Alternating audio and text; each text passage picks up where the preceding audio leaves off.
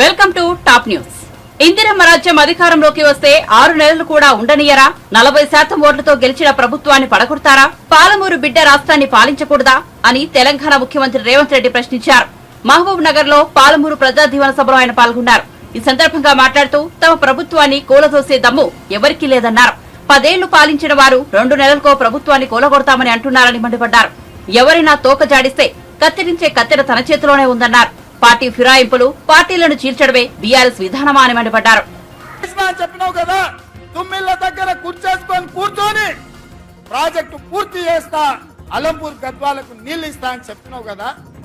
10 ఏళ్ళైనా నువ్వు ఆ పని చేయకపోతే మా మిత్రుడు సంపత్ కుమార్ గారు ఆయనలో తుమ్మిళ్ళ కోసం ఆడ కూర్చేసి రాబిడ్డ కుర్చీలో కూర్చుందిరా అని దీక్ష చేస్తే మేము వెళ్ళి మద్దతు ఇచ్చినాం. కుర్చేసుకొని కూర్చొని తుమ్మిళ్ళని పూర్తి చేయలేదు, కానీ మందేసుకొని పాముల్లో బోర్ల పక్కల పండుతుంది. అందుకే ఇవాళ ఈ తెలంగాణ రాష్ట్రంలో ఇందిరమ్మ రాజ్యం కాంగ్రెస్ ప్రభుత్వం ఏర్పడిన వెంటనే పెద్దలు ఉత్తమ్ కుమార్ రెడ్డి గారితో మాట్లాడి పాలమూరు జిల్లాలో ఉన్న ప్రతి ప్రాజెక్టును ఆదిఎస్ కావచ్చు, తుమ్మిళ్ళ కావచ్చు, పాలమూరు రంగారెడ్డి ఎత్తిపోతలు కావచ్చు, కల్వకుర్తి కావచ్చు, భీమ కావచ్చు, నెట్టంపాడు కావచ్చు, కోయిల్సాగర్ కావచ్చు, మక్తల్ నారాయణపేట కొడంగల్ ఎత్తిపోతల పథకం కావచ్చు, ఈ ప్రాజెక్టులకు నీళ్లు ఇవ్వాలి, పాలమూరు పచ్చని పంటలతో పండాలి అని మా ప్రయత్నం చేసినాం, సమీక్ష చేసినాం. అందుకే మిత్రులారా, ఈ వేదిక మీద నుంచి ఒక మాట చెప్పదలుచుకున్నా. ఈ పాలమూరులో విద్య కోసం, వైద్య కోసం, ఉద్యోగాల కోసం, ఉపాధి కోసం, సాగునీటి ప్రాజెక్టుల కోసం planning commission vice chairman Chinnareddy గారి నేతృత్వంలో ఒక ప్రత్యేకమైన వ్యవస్థను ఏర్పాటు చేసి ప్రతి నియోజకవర్గంలో కావాల్సిన అభివృద్ధి పనులకు వేగంగా అనుమతులతో పాటు నిధులు ఇచ్చే బాధ్యత నేను తీసుకుంటా. ఈ పాలమూరును అభివృద్ధి పదం వైపు నడిపించే బాధ్యత నాది. మీ బిడ్డను ఈ మట్టిలో పుట్టిన రేపొకవేళ సావే వస్తే ఈ పాలమూరు మట్టిలో కలిసే మీ బిడ్డ, నల్లమల అడవుల నుంచి వచ్చిన బిడ్డ ఈ తెలంగాణ రాష్ట్రానికి ముఖ్యమంత్రిగా ఉన్నాడు. ఈ పాలమూరును దేశంలోనే ఆదర్శంగా ఉంచే జిల్లాగా అభివృద్ధి చేసే బాధ్యత నేను తీసుకుంటా. మిత్రులారా, ఇవాళ మీ బిడ్డ నాకు మీ భయం ఎందుకని నేను అడుగుతున్నాను. ఇవాళ మీ వాడు, మీ సోదరుడు, మీ మధ్య నుంచి వచ్చినోడు, స్థానిక సంస్థల బాధలు తెలిసినోడిని. జడ్పీటీసీ ఉంటే బాధే ఉంటుంది, ఎంపీటీసీ ఉంటే బాధే ఉంటుంది. వాళ్ళ గౌరవం ఎట్లుండాలి, సర్పంచుల మర్యాద ఎట్లా కాపాడాలని తెలుసుకుంటారు. ఇవాళ వాళ్ళందరూ పనులు చేసి బిల్లులు రాక ఆత్మహత్యలు చేసుకున్న పరిస్థితి ఉన్నది. కొంతమంది ఆత్మహత్యలు చేసుకున్నారు, కొంతమంది ఆలి మీద ఉన్న తాలి పుస్తలు అమ్ముకున్నారు. మీ బాధ నాకు తెలియదా? నేను చూడలేదా? మీ కష్టాలు తీర్చాలనేదే కదా నా ఆలోచన. మళ్ళీ ఇప్పుడు శాసన మండలి ఎన్నికలు ఇక్కడ వచ్చినాయి. మన ఎమ్మెల్యే కసిరెడ్డి నారాయణ రెడ్డి రాజీనామా చేస్తే శాసన మండలి ఎన్నికలు వచ్చినాయి. తొందరలోనే ఈ ఎన్నికల్లో పార్టీ పరంగా జీవన్ రెడ్డిని అభ్యర్థిగా ఏఐసిసి ప్రకటించబోతుంది. శాసన మండలి ఎన్నికల్లో ఆనాడు నన్ను ఎట్లయితే గెలిపించారో కాంగ్రెస్ పార్టీ తరఫున జీవన్ రెడ్డిని ఈ పాలమూరు శాసన మండలి ఎన్నికల్లో గెలిపించండి. ఈ రాష్ట్రానికి, ఈ జిల్లాకు ఉపయోగపడతాడు.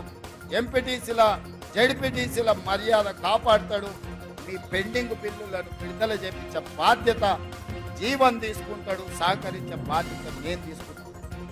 ఇదే కాదు మిత్రులారా, ఇవాళ ఆలోచన చేయండి. కేసీఆర్, టీఆర్ఎస్ మాట్లాడుతున్నారు, కృష్ణానది జలాలలో 10 ఏళ్ళైన ప్రాజెక్టులు పూర్తి చేయలే. రోజమ్మ పెట్టిన రాగి సంకటి, నాటికోడు పులుసు తిని పల్చి అలసిచ్చి ఇవాళ కృష్ణానది జలాలు రాయలసీమలకు తరలించకపోతుంటే కోతిరెడ్డిపాడు పొక్క పెద్దదైనా, ముచ్చమరిలో నీళ్లు పోయినా, మాల్యాలలో లిఫ్టులు పెట్టిన కేసీఆర్ నోట్లో ఏం పెట్టుకున్నాడని నేను అడుగుతున్న. 10 ఏళ్ళు ఎందుకు మాట్లాడలేదు? మేము వచ్చినాక కొట్లాడి మేము ఆపాలనే ప్రయత్నం చేస్తుంటే మా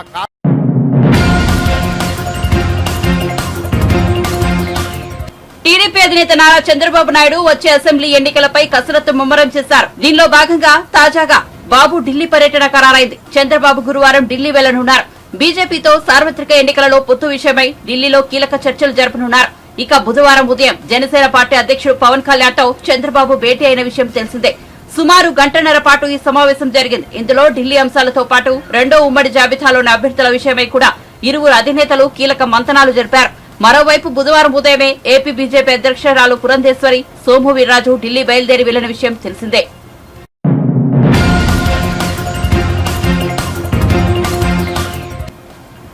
ఏపీ ముఖ్యమంత్రి జగన్మోహన్ రెడ్డి రైతులకు పెట్టుబడి రాయితీలను విడుదల చేశారు. మిచాంగ్ తుఫాన్తో పాటు ఇతర విపత్తుల కారణంగా గతేడాది నష్టపోయిన సుమారు 11.59 లక్షల మంది రైతన్నల ఖాతాలకు 1294.58 కోట్ల పంట నష్టపరిహారాన్ని బుధవారం సీఎం జగన్ తాడేపల్లి క్యాంపు కార్యాలయం నుంచి బటన్ నొక్కి జమ చేశారు. అనంతరం ముఖ్యమంత్రి మాట్లాడుతూ ఖరీఫ్ వర్షాభావం వల్ల మిచాంగ్ తుఫాన్ కారణంగా నష్టపోయిన రైతులకు సీజన్ ముగిసేలోగా రైతన్నలకు తోడుగా అండగా తమ ప్రభుత్వం ఉంటుందని చెప్పారు. రైతులు నష్టపోకూడదనే తమ ప్రభుత్వం లక్ష్యమని సీఎం జగన్ వెల్లడించారు. ఒకరిని కాదు అనే సమాధానమే వచ్చేది. ఎందుకనంటే ఏ రోజు కూడా అటువంటి పరిస్థితి జరగలేదు కాబట్టి. కానీ మొట్టమొదటిసారిగా పరిస్థితులు అటువంటివి మారాయి. గ్రామ స్థాయిలోనే ఆర్బీకి రావడం, గ్రామ స్థాయిలోనే సచివాలయ వ్యవస్థ రావడం, గ్రామ స్థాయిలోనే రైతన్నను చేయి పట్టుకుని నడిపించే ఒక వ్యవస్థ తోడుగా ఉంది.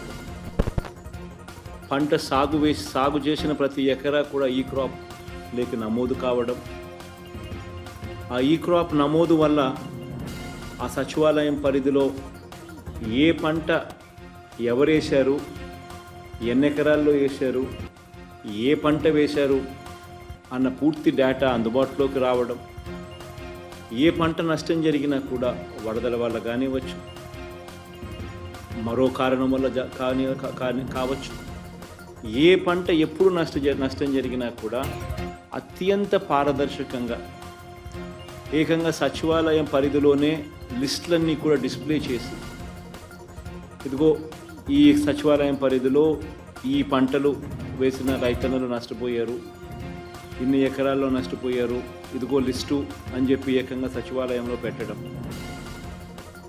వాళ్ళ రైతులు దాన్ని చూసుకునే వెసులుబాటు వాళ్ళకు రావడం, వాళ్ళు ఒకవేళ ఇంకా ఏదైనా పొరపాట్లు ఏదైనా లిస్టులో జరిగి ఉంటే దాన్ని కరెక్షన్ చేసుకునే వెసులుబాటు కూడా వాళ్ళకు అందుబాటులోకి ఉండడం, ఇటువంటి గొప్ప వ్యవస్థ గ్రామ స్థాయిలోకి రావడం, వచ్చిన తర్వాత ఎక్కడా కూడా కరప్షన్ లేకుండా, ఎక్కడా కూడా వివక్షకు చోటు లేకుండా పూర్తి పారదర్శకంగా ఆ లిస్టు డిస్ప్లే చేసి, ఇంకా ఏదైనా పొరపాటు ఏదైనా కరెక్షన్స్ ఏదైనా ఉంటే కరెక్షన్స్ని సైతం కూడా తీసుకుంటూ, ఎటువంటి పొరపాట్లకు అవకాశం ఇవ్వకుండా, ఎటువంటి వివక్షకు తావివ్వకుండా, ఎటువంటి లంచానికి అవకాశం ఇవ్వకుండా ప్రతి రైతుకు కూడా అందాల్సిన సమయం, అందాల్సిన సహాయం అందాల్సిన సమయంలో అందిస్తా ఉండే పరిస్థితి కేవలం ఈ 55 నెలల పాలనలోనే జరుగుతూ ఉంది అని చెప్పడానికి నిజంగా ఒక రైతు పక్షపాత ప్రభుత్వంగా చాలా అంటే చాలా సంతోషపడతా ఉన్నాను, ఆనందపడతా ఉన్నాను. ఎందుకంటే ఇంతకుముందు ఎప్పుడైనా కూడా ఇలాంటిది చేయగలుగుతాము, జరగగలుగుతుంది అని చెప్పి ఎవరైనా అంటే నమ్మే పరిస్థితి లేని పరిస్థితి నుంచి ఈరోజు నమ్మకం కలిగిస్తూ ప్రభుత్వం తోడుగా ఉంటూ అడుగులు వేస్తూ ఉంది. పంట నష్టపోవడమే కాకుండా మొన్నైతే నిన్న మిచాంగ్ తుఫాన్లో నష్టపోయిన పంట నష్టపోతే రంగుమారిన ధాన్యం ఇంతకుముందు ఎప్పుడు కొనే పరిస్థితి కూడా లేదు. తడిచిన ధాన్యం, రంగుమారిన ధాన్యం కొనుగోలు చేసే పరిస్థితి కూడా ఎప్పుడూ కూడా చూడలేదు గత ప్రభుత్వంలో. అలాంటిది ఈ ప్రభుత్వంలో రైతు నష్టపోకూడదు అని చెప్పి మొట్టమొదటిసారిగా అటువంటి ధాన్యాన్ని కూడా కొనుగోలు చేసే కార్యక్రమం దిశగా అడుగులు పడ్డాయి. మొన్న మిచాంగ్ తుఫాన్లు వచ్చినప్పుడు కూడా దాదాపుగా 3,25,000 టన్నులు ధాన్యం కొనుగోలు కూడా ఇలా ఇలా తడిచిన ధాన్యం కూడా కొనుగోలు చేయడం కూడా జరిగింది. అంటే ప్రభుత్వం అన్నది అన్ని రకాలుగా రైతులకు తోడుగా ఉండడం కోసం ఉంది. అన్ని రకాలుగా అందాల్సిన సహాయం సమయానికి కరెక్ట్గా ఇస్తూ తోడుగా నిలబడుతుంది అని భరోసా మొట్టమొదటిసారిగా ఈ 55 నెలల కాలంలో కలిగించాం. ఇలా అడుగులు ముందుకు వేస్తూ ఈ రెండు విపత్తుల వల్ల, అంటే గత ఏడాది ఖరీఫ్లో వర్షాభావం వల్ల, రబీ సీజన్ ప్రారంభంలో వచ్చిన మిచాంగ్ తుఫాన్ నష్టం వల్ల, ఈ రెండు విపత్తుల వల్ల నష్టపో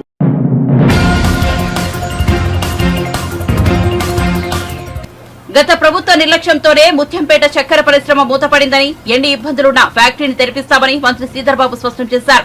మూసేసిన పరిశ్రమను పరిశీలించేందుకు వెళ్తున్న శ్రీధర్ బాబు మార్గం మధ్యలో జగిత్యాలలో ఎమ్మెల్సీ టి జీవన్ రెడ్డి, విప్లు, అడ్లూరి లక్ష్మణ్ కుమార్, ఆది శ్రీనివాస్ తో కలిసి మీడియాతో మాట్లాడారు. కాంగ్రెస్ ప్రభుత్వం రైతుల సంక్షేమం కోసం కట్టుబడి ఉందన్నారు. నిజాం షుగర్ ఫ్యాక్టరీ మా మేనిఫెస్టోలో పెట్టిన ప్రధానమైన అంశం. ఈ నిజాం షుగర్ ఫ్యాక్టరీకి సంబంధించి పూర్తి స్థాయిలో అధ్యయనం చేయాలి అని కమిటీని ఏర్పాటు చేసుకొని నేను కానీ పెద్దలు, మా సీనియర్ మంత్రివర్గ సోదరులు దామోదర్ రాజనరసింహ గారు, అదేవిధంగా జీవన్ రెడ్డి గారు, సుదర్శన్ రెడ్డి గారు అందరూ కూడా కమిటీ సభ్యులు, అధికారులతోని అదేవిధంగా చెరుకు రైతులతోని సంప్రదించి చక్కెర ఫ్యాక్టరీకి సంబంధించిన అంశం విషయంలో సమస్యలు ఏమున్నాయి, ఆ సమస్యలను ఏ విధంగా అధిగమించాలి, ప్రభుత్వం కృత నిశ్చయంతో ఈ షుగర్ ఫ్యాక్టరీకి సంబంధించిన అంశం విషయంలో ముందుకు నడవాలని మొదటి మీటింగ్ కూడా చిత్తశుద్ధితో ఉన్న ప్రభుత్వంలో మా ముఖ్యమంత్రి గారు సమీక్షించి ముందు అడుగులు వేసినాం. ఆ క్రమంలోనే మన భోజనకు సంబంధించి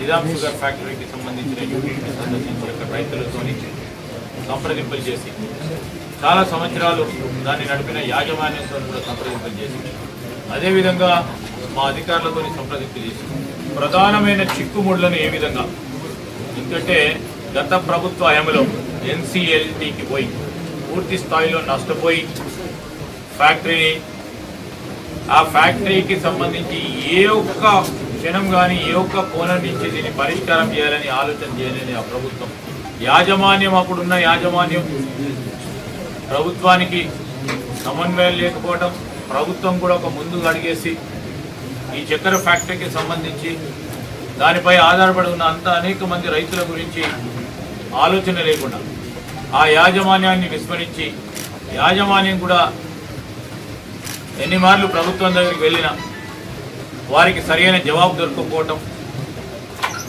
దానివల్ల పూర్తి స్థాయిలో నష్టపోయింది. వన్ టైం రీపేమెంట్ ఇచ్చే క్రమంలో వందలాది కోట్లు ఈరోజు బ్యాంకు చెల్లించాల్సిన అవసరం ఏర్పడ్డది టీఆర్ఎస్ పార్టీ ప్రభుత్వం వల్ల. ఏ విధంగా దాన్ని అధిగమించాలి, ఏ విధంగా మళ్ళా తిరిగి పునఃప్రారంభోచన చేసి దాని ఇప్పుడున్న చక్కెర ఫ్యాక్టరీని ఇంకా విలువ ఆధారిత పరిశ్రమగా ముందుకు తీసుకెళ్లాలి. ఒక పరిశ్రమ శాఖ మంత్రిగా నేను మరి ఇక్కడ ఉన్న అనుభవజ్ఞులైన నాయకులు జీవన్ రెడ్డి గారు లాంటి వారు అందరితో కూడా సంప్రదించి తిరిగి మేము ఖచ్చితంగా చెప్తా ఉన్నాం, తప్పకుండా దీన్ని పునఃప్రారంభోత్సవం చేస్తాం. ఎట్టి పరిస్థితుల్లో ఎన్ని ఇబ్బందులు వచ్చినా, ఎన్ని సమస్యలు వచ్చినా ఆ సమస్యల పరిష్కారం చేస్తాం. ఈరోజు రైతుల సంక్షేమమే మా ప్రధాన ధ్యేయంగా ముందుకు నడుస్తూ ఉన్నాం. అవకాశం ఇచ్చిండ్రు ప్రజలు, మార్పు పోవాలన్నారు ప్రజలు, మార్పు చూపెట్టి తీరుతాం. అదేవిధంగా ఈ చక్కెర ఫ్యాక్టరీకి సంబంధించిన దానిపైన ఆధారపడి ఉన్న రైతు సోదరుల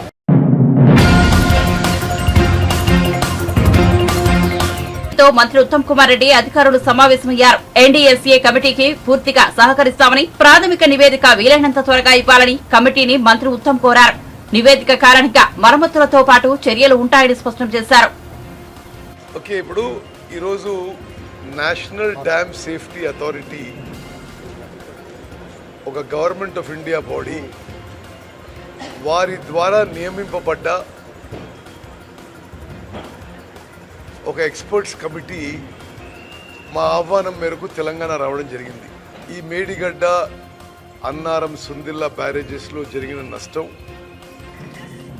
దానికి కారణాలు, అది ఏం ల్యాప్సెస్ జరిగినాయి, రెస్పాన్సిబిలిటీ, ద వే ఫార్వర్డ్, ఏ విధంగా ముందుకు పోవాలని చెప్పి మ్యాండేట్తో ఎన్డీఎస్ఏ ఎక్స్పర్ట్ టీం హైదరాబాద్ రావడం జరిగింది. దేశంలో ఈ రంగంలో బ్యారేజెస్ అండ్ డ్యామ్స్ పై నిష్ణాతులు ఎక్స్పర్ట్స్ చంద్రశేఖర్ అయ్యర్ గారి నాయకత్వంలో ఈ కమిటీ వచ్చి మరి ఈరోజు ఇక్కడి నుంచి ప్రయాణమై మేడిగడ్డ బ్యారేజ్ పోవడం జరిగింది. ఇంట్రడక్టరీ మీటింగ్ వాళ్ళతో ఈరోజు జరిగింది. వాళ్ళతో మేము రిక్వెస్ట్ చేసింది ఏంటంటే మీరు మీ ఎంక్వైరీలో మాకు ఒక ప్రాథమిక రిపోర్ట్గా కూడా మీకు ఎంత తొందరగా వీలైతే తొందరగా ఇవ్వండి. మేము నెక్స్ట్ స్టెప్స్ వే ఫార్వర్డ్కి మాకు ఒక అడ్వైస్ లాగా కూడా ఇవ్వండి అని చెప్పి వాడికి కోవడం జరిగింది. వాళ్ళు ఇప్పుడు బయలుదేరిపోయారు. మేడిగడ్డ అండ్ రేపు రాత్రి వరకు అన్నారం బ్యారేజెస్ చూస్తారు, ఎల్లుండి సుందిల్ల బ్యారేజెస్. ఇంతలో వాళ్ళకి మా నుంచి ఏ ఇన్ఫర్మేషన్ కావాలన్నా ఆ ఇన్ఫర్మేషన్ ఇవ్వాలని చెప్పి అధికారులకు కూడా ఆదేశాలు ఇవ్వడం జరిగింది. మా ప్రభుత్వం ఈ కమిటీకి సంపూర్ణ సహకారం ఇస్తుందని చెప్పి కూడా నేను వాళ్ళకి చెప్పాను. అధికారులు వారితో కలిసి చేసిన సమన్వయ మీటింగ్లో ఏ అధికారి కూడా ఏ ఇన్ఫర్మేషన్ విత్హోల్డ్ చేసుకున్నా మరి కఠిన చర్యలు ఉంటాయని చెప్పి కూడా చెప్పడం జరిగింది. లెట్ us హోప్ వాళ్ళ ఇంటర్వ్యూ రిపోర్ట్ తొందరగా వస్తే then we will move forward. మరి తెలంగాణలో 2 రోజుల పర్యటనలో ప్రధానమంత్రి నరేంద్ర మోదీ గారు విచిత్రమైన ఆరోపణలు మా ప్రభుత్వం మీద చేయడం జరిగింది.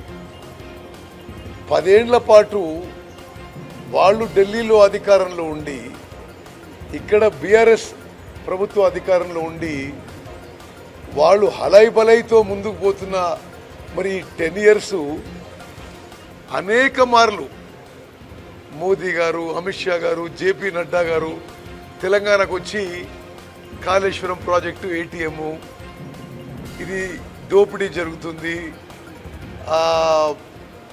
చాలా భారీ స్థాయిలో అవినీతి జరుగుతుందని చెప్పి అసలు ఏనాడు ఏ చర్య తీసుకోకుండా వచ్చి మళ్ళీ ఎలక్షన్స్లో మా మీద కూడా అవినీతి ఆరోపణలు చేయడం చాలా విచిత్రంగా ఉంది. అసలు మేము అధికారంలో మేము ప్రమాణ స్వీకారం చేసింది 7th December. ఈరోజు ఏం తారీఖమ్మా? ఇక 7th March కూడా కాలే, ఇంకా 3 నెలలు కూడా పూర్తి కాలేదు.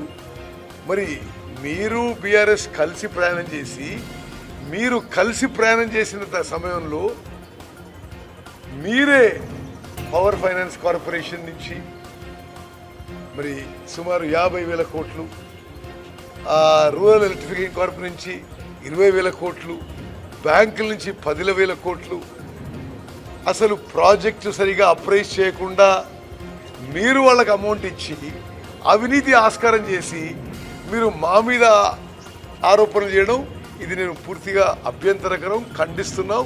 వాస్తవం లేని విషయాలు.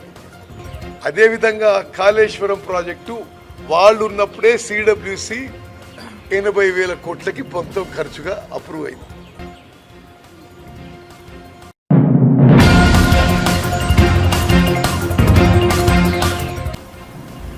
నీళ్లులేని వెలుగొండ ప్రాజెక్టులో ఉత్పత్తి ప్రారంభోత్సవాలు చేసి జాతికి అంకితం చేస్తున్నానంటున్న జగన్మోహన్ రెడ్డి మాటలు విని రైతులు నవ్వుకుంటున్నారని టీడీపీ ఎమ్మెల్సీ భూమిరెడ్డి రాంగోపాల్ రెడ్డి ఎద్దేవా చేశారు.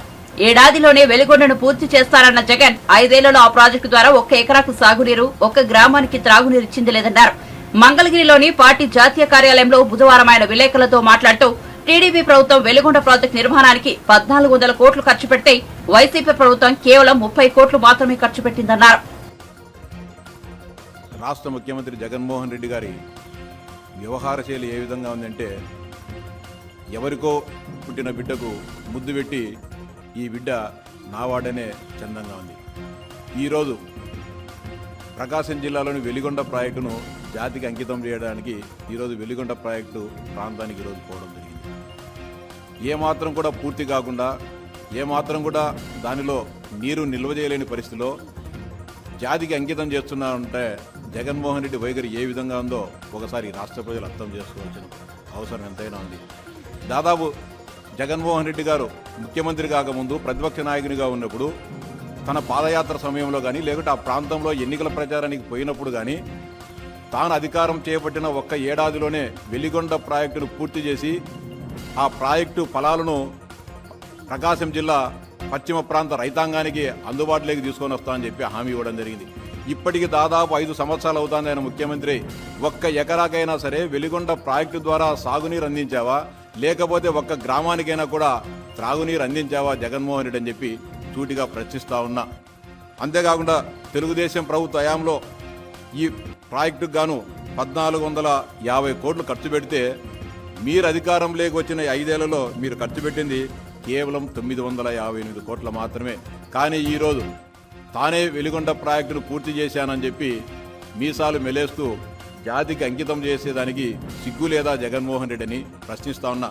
ఇంకా దాదాపు పునరావాసం కింద ఆ ప్రాంత ప్రజానీకానికి ఇంకా రిహాబిలిటేషన్ కార్యక్రమాలు చేపట్టాల్సి ఉండగా వాటిని ఏమాత్రం కూడా పూర్తి చేయకోకుండా ఈరోజు ఆ ప్రాంత రైతాంగం, ఆ ప్రాంత ప్రజలు అయ్యా మాకు పునరావాసాన్ని కార్యక్రమాలను పూర్తి చేయండి అని చెప్పి వినతి పత్రం ఇవ్వడానికి ప్రయత్నం చేస్తే ఈరోజు రైతులు ఎవరిని కూడా ఈ కార్యక్రమానికి జాతికి అంకితం చేసే కార్యక్రమానికి రాకుండా అడ్డుకుంటున్నారంటే రైతాంగం మీద ఎంత ప్రేమ ఉందో, ఈ వెలిగొండ ప్రాజెక్టు మీద ఎంత బాధ్యత ఉందో ఒకసారి రాష్ట్ర ప్రజానీకం ఆలోచించుకోవాలని చెప్పి విజ్ఞప్తి చేస్తున్నా. ఈ వెలిగొండ ప్రాజెక్టు ద్వారా లబ్ధి పొందేది రైతాంగం. ఆ రైతులనే ఆ ప్రాజెక్టు సందర్శనకు రావద్దు, ఆ కార్యక్రమానికి రావద్దని చెప్పి పోలీసులు నిర్బంధించడము, వారందరికీ కూడా రైతాంగానికి అంతా కూడా నోటీసులు ఇచ్చి మీరు ఇళ్ల వద్దనే ఉండాలి, లేకపోతే మిమ్మల్ని పోలీస్ స్టేషన్లో కూర్చోబెట్టాల్సింది, సిగ్గు ఎగ్గు లేకుండా ఈ కార్యక్రమానికి శ్రీకారం చుట్టారంటే రైతాంగం పైన ఎంత ప్రేమ ఉందో ఒకసారి ఆలోచించాలని చెప్పి విజ్ఞప్తి చేస్తాను. ఇంకా దాదాపు 7,000 మంది నిర్వాసితులకు, అంటే దాదాపు 11 ముంపు గ్రామాల ప్రజలకు 1,500 కోట్లుగా పునరావాసాన్ని డబ్బులు ఇవ్వాల్సి ఉంది. దాదాపు 7,000 మందిని ఇంకా అలాగే ఉన్నారు కాబట్టే ఈరోజు వెలిగొండ ప్రాజెక్టులో ఒక చుక్క నీరు కూడా మనము నింపలేని దారుణమైన దుస్థితి ఈరోజు ఆ ప్రాంతంలో ఉంది. అంతేకాకుండా నిర్వాసితులకు పరిహారం లేదు, అంతేకాకుండా రిమిట్మెంట్ లేదు, డిస్ట్రిబ్యూటరీ కాలువలు లేవు, వంతెనల పనులు అసంపూర్తిగా ఉన్నాయి, ఇంకా పనులు అనేకం ఉన్నా కూడా వాటన్నిటిని పూర్తి చేయకోకుండా ఈరోజు జాతికి అంకితం చేస్తున్నారంటే కేవలం మరో 40 రోజుల్లో ఎన్నికలు ఉన్నాయి కాబట్టి జాతికి అంకితం చేశానని చెప్పి మీరు ఒక షో నిర్వహిస్తే ప్రకాశం జిల్లాలోని రైతాంగం అంతా కూడా నాకు ఓట్లు వేస్తారని అనుకోవడం మీ భ్రమ జగన్మోహన్ రెడ్డి. వాస్తవమేదో అవాస్తవమేదో నిజమేదో అబద్ధమేదో తెలుసుకోలేని దుస్థితిలో రైతాంగం ఉన్నారని మీరు భ్రమలో ఉండడం చాలా తప్పు జగన్మోహన్ రెడ్డి. ఖచ్చితంగా మీ నిర్వాకాన్ని వచ్చే ఎన్నికల్లో వెలిగొండ ప్రాంత బాధిత రైతాంగమంతా, నీ బాధిత రైతాంగమంతా ఖచ్చితంగా సరైన తీర్పునిస్తారు జగన్మోహన్ రెడ్డి అని చెప్పి సందర్భంగా హెచ్చరిస్తా ఉన్నా. కేవలం చంద్రబాబు నాయుడు గారు తన 5 ఏళ్ల పరిపాలనలో వెలిగొండ ప్రాజెక్టును ఒక ప్రాధాన్యత ప్రాజెక్టుగా చేపట్టి పెద్ద ఎత్తున ప్రతి నెల దాని మీద సమీక్షలు నిర్వహించి దాదాపు 1,450 కోట్ల రూపాయలు ఖర్చు చేసి సొరంగాలను పూర్తి చేయడం జరిగింది. ఆ సొరంగాలను దాదాపు 10% పనులు